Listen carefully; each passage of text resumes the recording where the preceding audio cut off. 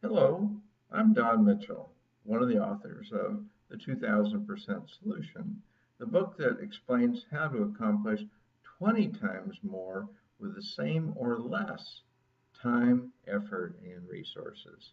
I'm also the founder of the 400 Year Project, a way that everyone on Earth can improve every single aspect of their lives and the lives of those they care about by at least 20 times the usual rate between now and 2035. And I hope that this will be just one of many resources you use to create those kind of results in your life. Today, I'll be focusing on a chapter in the 2000% Solution, Chapter 5, that is often intriguing to many people because it addresses what's called the unattractiveness stall. And if you're like most people, when you have a choice between looking at something that's very appealing and beautiful and something that is, quite unattractive, you're probably going to pick the former rather than the latter. In fact, I'm often reminded as people tell me how they drive from one location to another, the extent to which the scenery involved plays a factor rather than the time spent or in fact the safety that might be involved in such travel.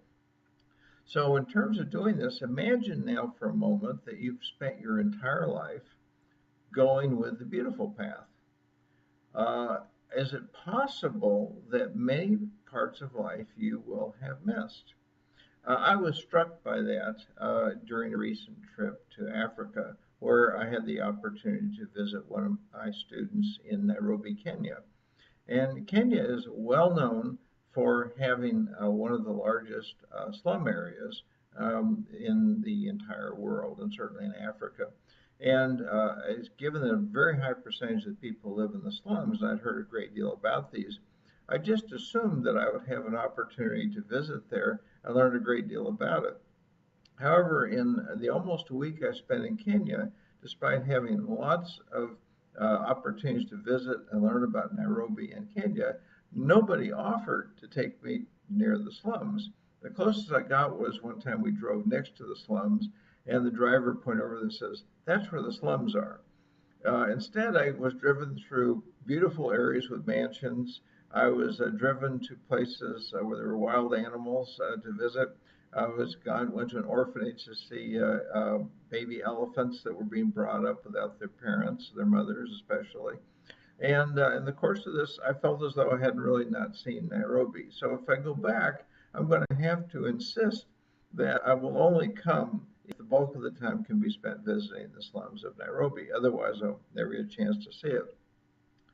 So just the appearance of things isn't the only reason we avoid them. We can also avoid them just because we think they're a bit dangerous. Imagine an anthill. Would you choose to stand on a huge anthill in the middle of Africa, or would you choose to stand someplace else? Most people would probably choose to stand someplace else.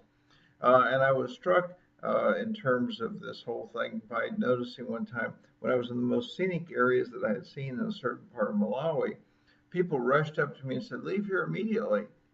And I said, "Why?" And they said, "The lions come here and they eat people." So it occurred to me that even the lions prefer the things that are more attractive to see.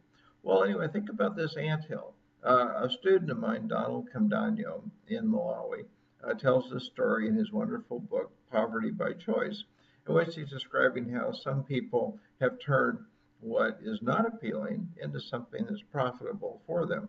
So as he was driving in a rural area in Malawi one day, he saw a bunch of people standing on top of an anthill. Curious about what might be going on, he stopped his car, walked over, and the first thing he noticed is there were cell phones hanging from a tree on top of the anthill. As he looked at those cell phones, he began to realize that this was somebody's business. This was an area where you could make and receive calls and rent a cell phone to do so. And while he stood there, there were people talking to South Africa as well as other villages. Well, to make a long story short, basically what was happening was that this was an area where the cell phone coverage was very spotty. And in fact, neighboring villages that were down in the valley had no cell phone reception. So the entrepreneur had realized that this anthill had the best cell phone connection in the world, at least in that part of the world. And so as a result, he established this business and had these cell phones available. And he earned enough profit from this that Donald later discovered that he was able to move to South Africa and start a business there. So I think it's really quite interesting to see from what humble beginnings things can happen. I'm always struck, and there's certainly stories in the 2000% solution, by other ways that people avoid things. One of the ways that people avoid things is where things smell bad. And I will never forget, as a youngster, my dad had a gardening business, and he had to take his refuse to the dump, several times a week, or it would simply rot and smell and start a fire in his truck, which was not a good idea. And to make a long story short, you would go to the dump, and most people who go to the dump would quickly hop out of their cars and start rummaging through what other people had thrown away. And they would quickly find things that were for them treasures, and they would take them home. Now, since most people really don't like the smell of a dump, most people never make it to a dump to realize what you can do. But in fact, in certain parts of Africa, the slums, in fact, are built on top of dumps. In fact, in Central America, the same thing is true as well as South America, because there are more resources there than you can find anywhere else.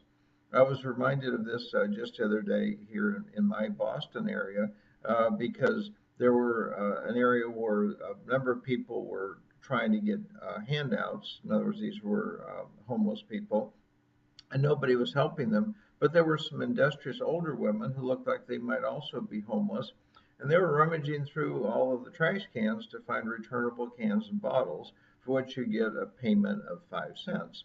And they each had certainly enough bottles to probably have enough money to actually purchase a meal at a local fast food restaurant. Donald also tells a story in Poverty by Choice that I love.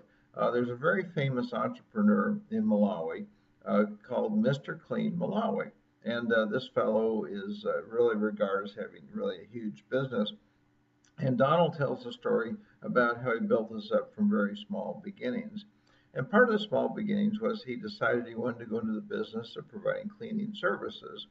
And I'm sure he was thinking in terms of, vacuuming people's houses, dusting people's windows, perhaps washing, some tabletops, that sort of thing. But the first call he got was from a hotel where the septic system had backed up and they had an emergency. And he was called out to do something about it. And he responded. But of course, since he had no money and really no resources, he just basically hired a bunch of guys by the hour, borrowed some shovels and borrowed some pails.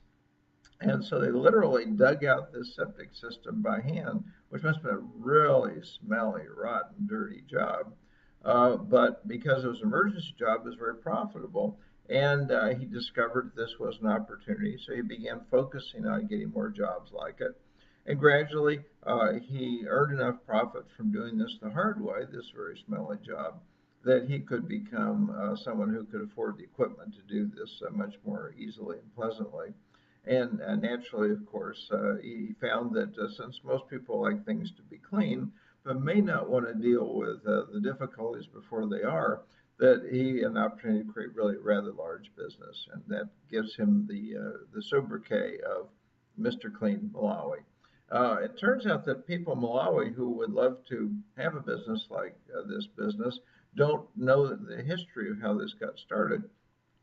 And I think if you find a lot of people who have started businesses, I think you'll find that they often had to go someplace where it was unattractive and things were unappealing before they were able to sort of find something that would in fact work for them. And there are several reasons why going for what's unattractive is very helpful. First, very few people are going to look for opportunities there. Most people are going to prefer to have things be pleasant, easy, beautiful, and delightful. They're trying to have a little heaven on earth, realizing that that's not necessarily the best way to find a business opportunity.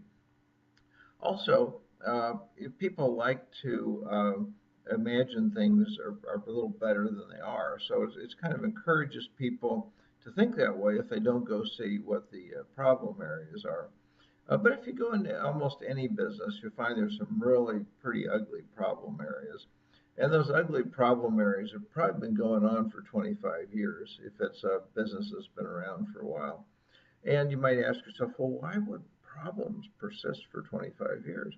Well, it's the kind of place where the executives never go, never want to go. In fact, it would be hard to talk them into going there. In fact, I had that experience when I was a young corporate executive for a Fortune 200 company. I discovered from visiting thousands of our organization's outlets throughout the world that our senior executives had very little idea of what our business was like. And as a result, I began to take people on tours. We would just fly out for the day to some place. I would show them the good, the bad, and the ugly, the smelly and the not so smelly of what they were doing. And at the end, they began to appreciate what was really going on. And they were prepared to set the right priorities to encourage people to do the right things and so forth. But it's not natural to do that. In fact, the CEO of that company at one point, I decided that he needed a little wake up call. So, being a brash young man, I put together a booklet that had quite a few pages. It was dozens of pages, listed things that had been problems in the company for at least 10 years. Well, since he had been CEO of the company for more than 10 years, that was basically like pointing a finger at him and saying, you aren't doing your job. Well, he took it that way also. And he was frightened that the board of directors would get their hands on this.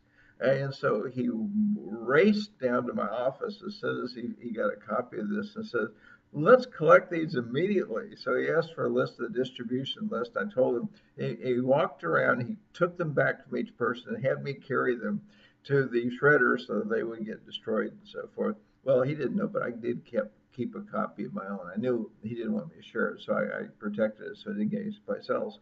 But I will tell you one thing, he started working on some of those things and the company improved and it was a good thing. So my advice to you is if you want to find a better opportunity than you have today to enjoy life, to start a business, to be more successful in your existing job, whatever it might be, go someplace you've never been before and a place that you avoid, a place that you also believe that other people will avoid and with good reason. Now, you don't have to wear your best clothes when you go there. And you can certainly, put on gloves and other pertinences that will make this a kind of a more pleasant experience. But do go and see what's going on. And one of my favorite stories that is mentioned in the 2000% solution in this chapter is based on a restaurateur I know who was quite a wealthy man worth hundreds of millions of dollars. And he got his start when he had hamburger restaurants that were doing poorly. And he learned that by going to the dumpster, the place where the trash gets thrown out, he could determine what was going on in his restaurant. Now, this was long before there were computers in every restaurant and before there were complex records, so you could tell by looking at the numbers what was going on. So he would find, for instance, if there were a lot of cooked food that had been thrown away, that meant that they were preparing food too far ahead. There was a lot of spoiled food that had not been prepared. They knew they were over ordering fresh food and not keeping it properly stored. If he found nicely wrapped stacks of patties and steaks with plastic all around them, he knew people were stealing from him, and that was causing his profit loss. And so he would always visit the dumpster first, then go in the restaurant and tell the manager what to do differently. And eventually, he was the primary owner of a company that had literally hundreds of restaurants around the world. So what does all this mean? Well, you probably remember the story of the ugly duckling. The ugly duckling didn't look like the other ducklings and really felt terrible for not being so pretty. But then one day, the ugly duckling grew up to be a beautiful swan. And your ugly ducklings can become beautiful swans as well. Just go find them, nurture them, take care of them, and appreciate them as you develop. So take care for now. Goodbye.